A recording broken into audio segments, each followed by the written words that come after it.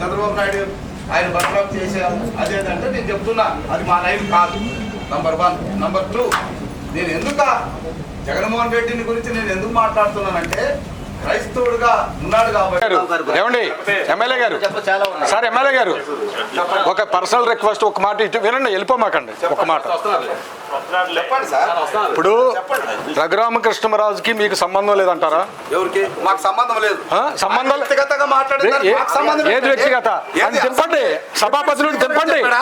Deputy speaker గా మాట్లాడారు. సభాపతులను తెంపండి. Different వేదికల్లో మాట్లాడతారు. అదే ఆయనే గానా డిప్యూటీ స్పీకర్ గా అసెంబ్లీలో కూర్చొని మాట్లాడితే అప్పుడు మీరు మాట్లాడాలా? అంటే బయటకు వచ్చి ఏదైనా మాట్లాడొచ్చు అంటారు. ఏది బయటకు వచ్చి మీరు జగన్మోహన్ రెడ్డి గారి గురించి మీకెందుకు అప్పుడు మీకెందుకు నాకు స్వేచ్ఛ ఉంది కదా అడుగుతున్నా దింపండి. వెనకాల నుంచి టీడీపీ హస్తంతో దాడులు చేపిస్తుంది సరైనది కాదు. అది సరైనది కాదు. అందరికీ నమస్తే అండి. నా పేరు జాన్ బెన్నీ లింగం, క్రైస్తవ ఐక్యవేదిక వ్యవస్థాపక అధ్యక్షుల్ని. ఆంధ్ర రాష్ట్రంలో క్రైస్తవులపై కూటమి ప్రభుత్వం అధికారంలోకి వచ్చిన తర్వాత దాడులు విపరీతంగా పెరిగిపోయినాయి. ఎందుకంటే ఈ రోజున రాష్ట్ర ప్రభుత్వం జరుగుతున్న దాడులు ఏవైతే ఉన్నాయో నిమ్మకి నీరెత్తినట్టు వ్యవహరిస్తూ వస్తుంది. ఓ పక్కన పవన్ కళ్యాణ్ వచ్చేసి సనాతన ధర్మం అంటూ వచ్చేసి ఏమండి ఎవరు దేవుడిని పూజించుకుంటారండి. ఒక పక్కన సనాతన ధర్మం అంటూ క్రైస్తవుల మీద విమర్శిస్తూ పిచ్చి వాగుడు పవన్ కళ్యాణ్ మాట్లాడుతూ ఉంటే చంద్రబాబు నాయుడు మద్దతు. ఈ రోజున ఒక బాధ్యతాయుతమైన డిప్యూటీ స్పీకర్గా ఉన్న రఘురామకృష్ణరాజు ఏం చేస్తున్నాడండి? ఇందాక మాట్లాడిన ఎమ్మెల్యే గారు ఏమన్నారంటే అది మా పార్టీకి సంబంధం లేదు. అయ్యా ఎవరి సంబంధం ఉంటుందండి? ఎవరి సంబంధం ఉంటుంది? కాంగ్రెస్ సంబంధం ఉంటుందా? లేకపోతే కనుక బీజేపీ సంబంధం ఉంటుందా? లేకపోతే కనుక జనసేన సంబంధం ఉంటుందా? ఏ పార్టీ అధికారంలో ఉందో, ఏ పార్టీ వ్యక్తులు ఆ వ్యక్తిని అధికారంలో తీసుకొచ్చారో, డిప్యూటీ స్పీకర్గా తీసుకొచ్చారో, అవాకులు చవాకులు నోరు పాడేసుకుని రాష్ట్ర ప్రజల మీద విచ్చలవిడిగా మాట్లాడుతూ ఉంటుంటే అతను బత్సాప్ చేయకుండా ఇన్ని రోజులు అతని ద్వారా రాష్ట్రంలో ఉన్న క్రైస్తవుల్ని విమర్శించేటట్టు చేస్తూ ఉంటుంటే రాష్ట్రంలో ఉన్న క్రైస్తవులు ఊరుకుంటారా? ఏమాత్రం ఊరుకోం. చూస్తూ వస్తున్నాం. రాష్ట్ర వ్యాప్తంగా ఉద్యమించైనా సరే నిన్ను ఆ గద్దె మీద దిబ్బడెక్కి కూడా మేము సిద్ధమవుతామని ఈ రోజున ఈ వేదిక తరపున మేము తెలియజేస్తూ ఉంటున్నాం. క్రైస్తవులు చేతగాని వాళ్ళు కాదు. జాగ్రత్త రఘురామకృష్ణరాజు, కూటమి ప్రభుత్వానికి ఒకటే హెచ్చరిస్తూ ఉంటున్నాం. మా ఓట్లు మీకు వద్దని చెప్పి చులకనగా మాట్లాడతారా? మీకు దమ్ముంటే అదే మాట రఘురామకృష్ణరాజు పార్లమెంటులో చెప్పు. నువ్వు ఏదైతే మాట్లాడావో అసెంబ్లీలో చెప్పు. నువ్వు ఒక మగాడు అయితే నీ ఇష్టం వచ్చినట్టు మాట్లాడొద్దు. మాకు మాట్లాడతావచ్చు. ఎట్టగారంగా మాట్లాడతావా మమ్మల్ని? మేము ఉపేక్షించేది లేదు. ఎప్పటికైనా సరే ఓటు అనే ఆయుధం ఉంది మా దగ్గర. మేము నిరసన తెలియజేస్తాం. నీవు మాట్లాడిన మాటలు వెనక్కి తీసుకోవాలి. చంద్రబాబు నాయుడు కూటమి ప్రభుత్వం అతను బత్రాప్ చేసే వరకు మేము నిరసన తెలియజేస్తామని ఈ యొక్క సభాముఖంగా తెలియజేస్తున్నాం. Thank you friends. నా క్రైస్తవం కోసమే బ్రతుకుతున్నానంటే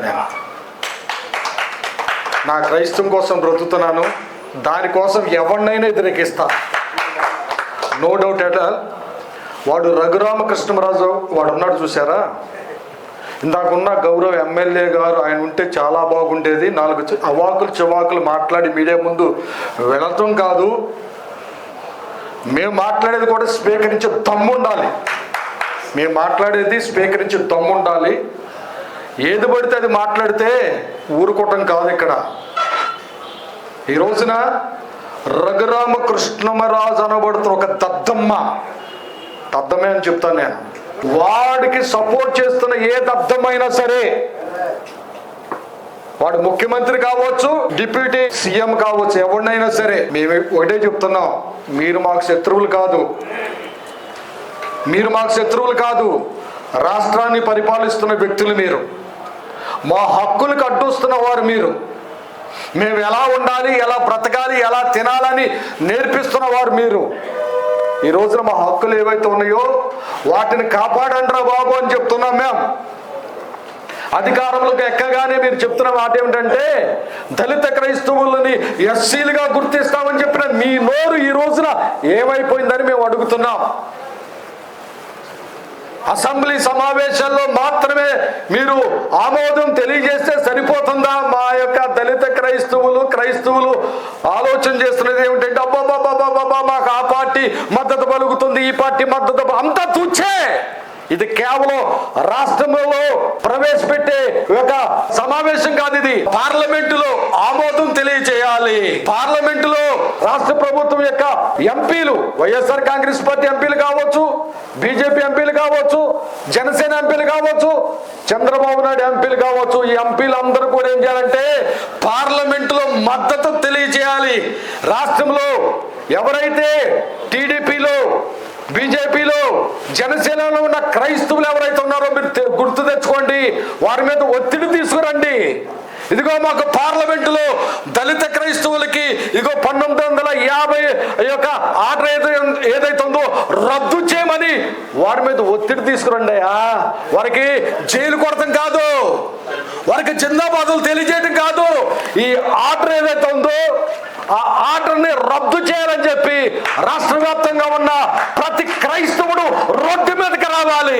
మీరు మౌనంగా ఉంటే కనుక ఆ ఆర్డర్తో పాటు మనం కనీసం బైబుల్ తీసుకుని బయటకు వచ్చి మాట్లాడే యోగ్యత కానీ అర్హత కానీ లేకుండా ఈ రాష్ట్ర కేంద్ర ప్రభుత్వాలు చేయబోతా ఉంటుంది. కనుక ఆ ఆర్డర్ని తిప్పికొట్టడానికి రాష్ట్ర వ్యాప్తంగా ఉద్యమించాలని నేను మనవి చేస్తూ ఉంటున్నాను.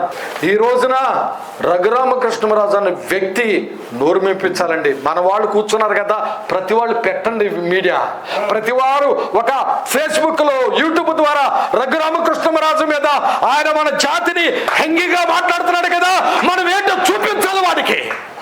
మనం ఏంటో చూపించాలండి. ఏంటి ఎంత అండి పర్సంటేజ్ వాళ్ళది? 1% కూడా లేని వాళ్ళు ఈ రోజున మన దళిత జాతిని అవహేళనగా మాట్లాడుతూ ఉంటున్నాడా? వ్యక్తిగతంగా అతను మన మీద మాట్లాడారు అంటున్నారు కదా, మనం కూడా చూపించాలండి. మన జాతి పవర్ ఏంటో చూపించాలి. అలా ప్రతి ఒక్కరూ దళితులు, క్రైస్తవ నాయకులు అందరూ ముందుకు రావాలి. చివరిగా ఒక మాట ఏమిటంటే, ఈ దాడి కమ్మ క్రైస్తవుడి మీద జరగట్లేదు, ఈ దాడి రెడ్డి క్రైస్తవుడి మీద జరగట్లేదు, ఈ దాడి కాపు క్రైస్తవుడి మీద జరగట్లేదు, మాదిగా క్రైస్తవుల మీదే దాడులు జరుగుతూ ఉంటున్నాయి. దమ్ము ఉండదండి వాడి మీద చేయడానికి, వాళ్ళంతాకి దమ్ము ఉండదండి. ఈ దాడి బ్రాహ్మణ క్రైస్తవుల మీద జరగట్లేదండి, ఈ రోజున దళితుల మీద జరుగుతుంది. కనుక దళితులందరూ ఒకటి కావాలి, మన హక్కులు సాధించుకోవాలి. జై భీమ్. అందరికీ నమస్కారాలు.